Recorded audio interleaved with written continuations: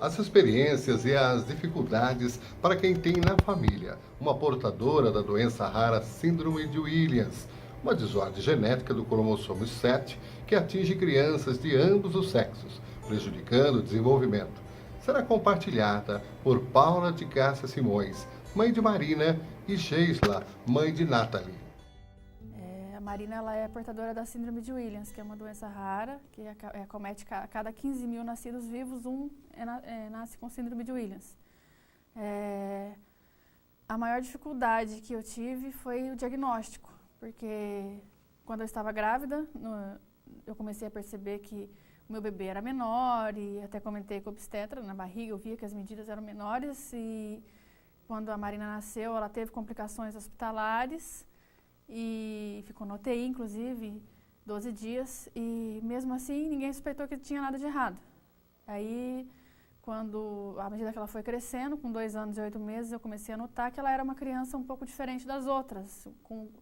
Ela tinha uma coisa que hoje eu sei que o nome é hipotonia, mas até então não sabia. Ela era mais molinha, mais frágil, e ela tinha um sopro no coração, o rim fora do lugar, tem o rim ectópico fora do lugar. E comecei a juntar essas coisas. Ela vomitava muito quando mamava, quando era bebê. E eu procurei um pediatra, contei toda essa história para ele. E ele me encaminhou para a geneticista e ela fez o diagnóstico clínico da síndrome de Williams. A partir daí, até chegar ao diagnóstico, foram 2 anos e 8 meses que a gente disse que poderia, se fosse antes, a gente poderia ter um ganho maior em muitas coisas, né? Daí, a partir do diagnóstico, a segunda maior dificuldade depois do diagnóstico é a solidão de você olhar e falar que eu estou sozinha. Você nunca ouviu falar na síndrome de Williams? Desculpa. E você olha para o lado, só tem você que tem um filho com síndrome de Williams, você nem sabe direito o que é isso. A gente foi muito acolhido pela Associação Brasileira da Síndrome de Williams, que é uma associação muito séria, que foi fundada pela Jo Nunes, que é uma mãe de Williams também. E eu conheci através da associação a Geisla, que era uma mãe de Votorantim, que a filha dela também tinha síndrome de Williams, e aí a gente começou a compartilhar. Hoje nós somos em 14 famílias, em Sorocaba, Votorantim, Jundiaí, região, e isso faz toda a diferença. Então, a segunda maior dificuldade foi essa questão de estar sozinho. Depois vem a questão, depois que você aceita, né, porque existe a fase da aceitação, no começo você tem um luto de não ter gerado um filho perfeito, né, a primeira coisa que você pensa. E depois que passa esse processo, que a Jo Nunes, que é a fundadora da Associação Brasileira da Síndrome de Williams, chama de luto, aí você passa a aceitar. E aí você passa a buscar soluções, né, o que fazer. No caso da Síndrome de Williams, a gente tem que buscar estímulo, não existe uma medicação, né? Porque é uma desordem genética, faltou material genético no cromossomo 7, então não existe uma medicação, existem estímulos, né? Existe uma perca cognitiva, intelectual e física em alguns aspectos, assim. E isso tudo a gente resolve com estímulo, fisioterapia, fono, terapia ocupacional, psicólogo, psicopedagogo. Então, a segunda dificuldade é o que fazer, né? A gente teve a ajuda da associação e a gente foi para o caminho certo.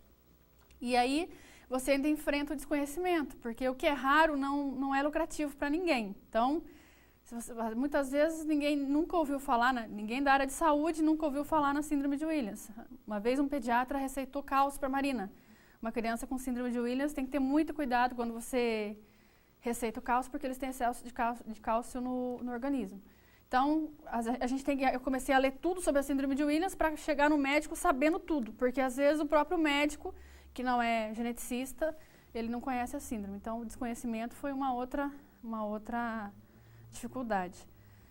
É assim, a minha experiência como mãe de Williams, ela é fantástica. Hoje eu sempre digo, né, que essa lágrima é de luta, ela não é de fracasso, porque a gente venceu. Mas assim, no começo parece um fardo, depois você vê que é um presente. O Williams, ele é reconhecido como a síndrome da simpatia, ele vive sorrindo 24 horas, ele tem uma visão muito linda da vida, ele não tem preconceito, ele não exclui ninguém e está sempre feliz. Então, você ter o privilégio de conviver com uma pessoa assim é maravilhoso, é isso.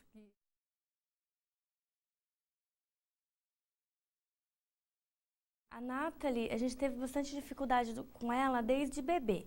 Só que até então nem os médicos nem a gente era a nossa primeira filha, a gente ainda não tinha experiência como pais, né?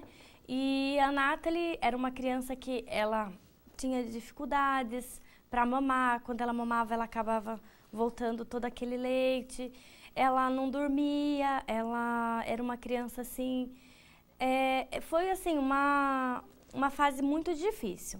E daí eu fui percebendo que ela foi crescendo e ela não conseguia aprender as coisinhas básicas de um bebê que a gente como mãe vai estimulando, vai ensinando, né?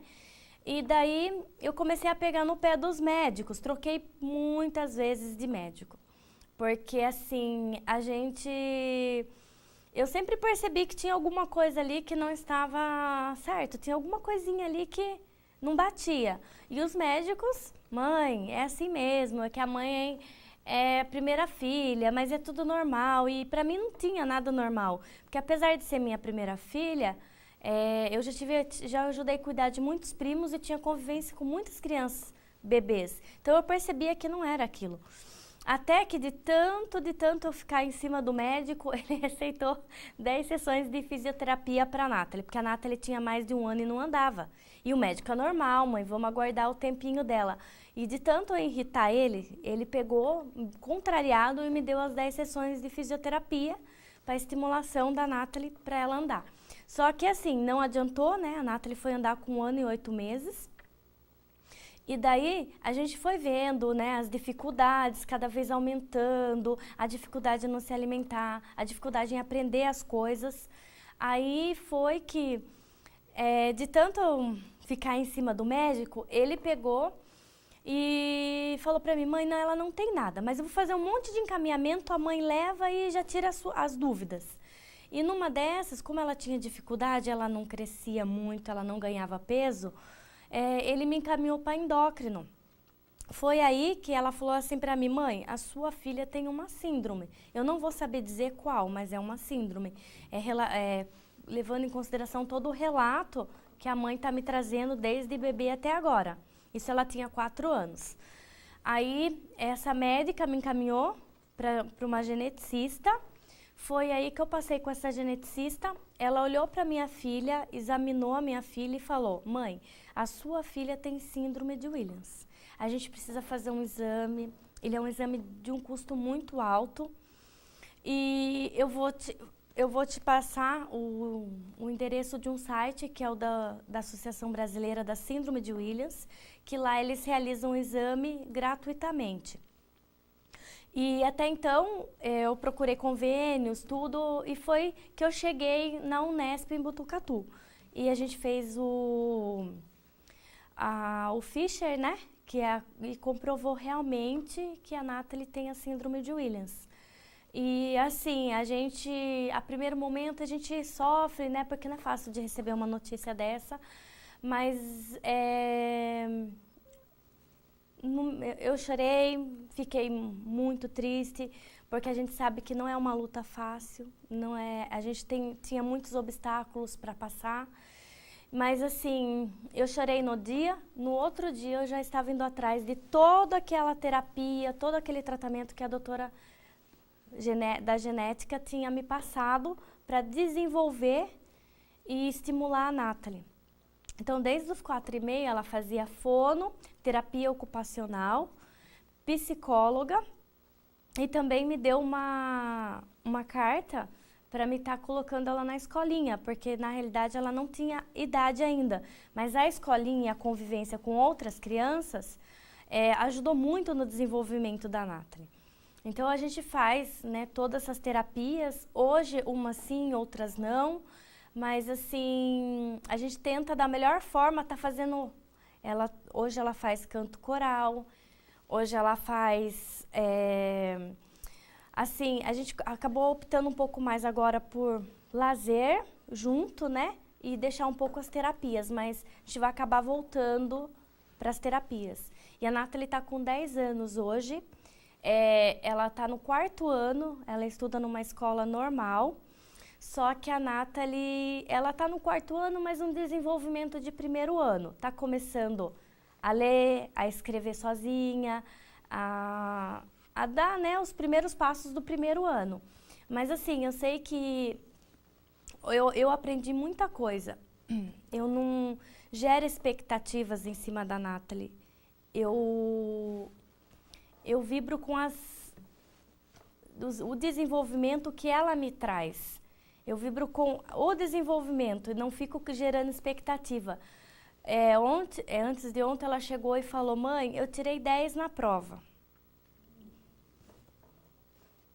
É maravilhoso, eu não ficava, a minha filha vai tirar um 10, ela tem que tirar um 10. Não, eu tenho que vibrar, ficar feliz com aquilo que ela me traz, que eu acho que esse que é o essencial. A gente põe muita expectativa, a gente cria sonhos para os filhos da gente e a gente esquece que o melhor é o que eles nos traz.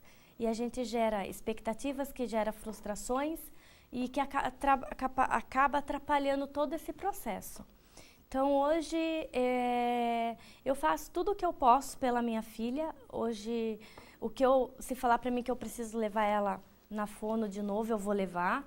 Então a minha vida mudou muito. Não vou dizer que é fácil, é uma luta muito difícil. A gente precisa ter muita fé em Deus, a gente precisa ter muita força de vontade.